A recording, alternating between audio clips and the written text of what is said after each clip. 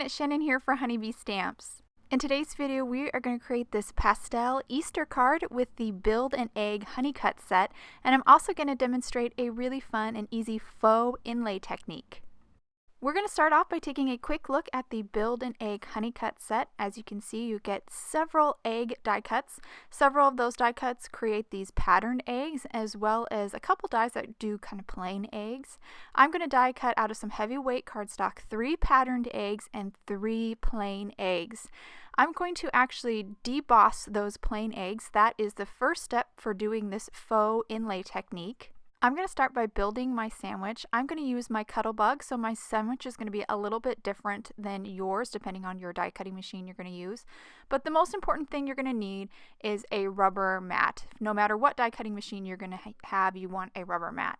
So I'm going to start by placing my rubber mat on top of my plates, and then I'm going to grab my plain egg and place the die that one of the pattern dies that I used earlier on top of that egg. I used a couple pieces of tape to hold it in place, and then I topped it off with my last plate and ran it through my die cutting machine. As you can see, that rubber mat prevents that die from cutting the paper, and you get this embossed or debossed impression of that top die onto that cardstock. So I will actually repeat this process for my remaining 2 plain eggs, deboss them with the remaining 2 patterned dies. So now I have all 3 of my eggs debossed. I'm going to start with this striped deboss egg, and I'm going to Copic color the open areas or the stripes. I'm using 2 markers for every shade, every color I'm using. So a light and a dark. I used a light and a dark pink for those first 2 stripes. Now I'm on orange with a very light and dark orange, and that is, I'm just using that dark to add a little bit of shading to give the egg a little bit of shape.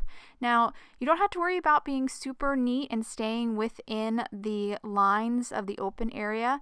You just want to make sure you don't get one stripe color in another stripe area. But a lot of this, I know it looks kind of messy right now, but a lot of this will be cleaned up when we take that top or that egg that was die cut with the patterned die and place that die cut on top, and that's going to really clean this up and make it look really pretty.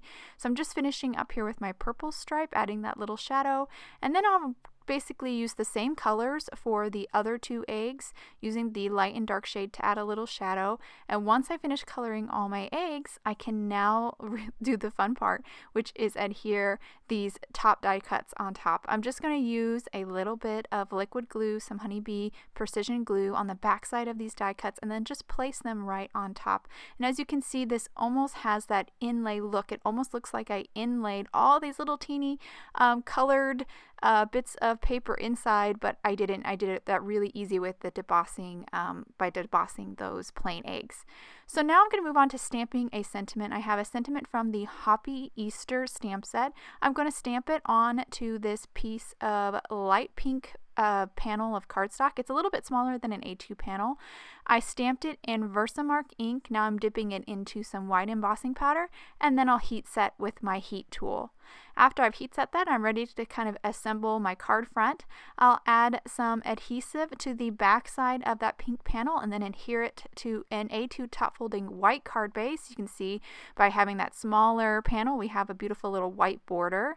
I'll then arrange my 3 eggs, pick them up with some press and seal, and then I'll add some foam adhesive to the backside just to give this card a little bit of dimension. I'll then remove the backing on my foam adhesive, flip over my press and seal, and then just center those eggs and stick them down. I have one last thing I need to do here. I need to stamp a sentiment on the inside of my card to kind of make my front sentiment make sense. I grabbed another sentiment from that Hoppy Easter stamp set and stamped it in Spun Sugar Distress Oxide. So after I stamp that, my card is complete. I'll hold it to the camera so you can get a good look at these eggs.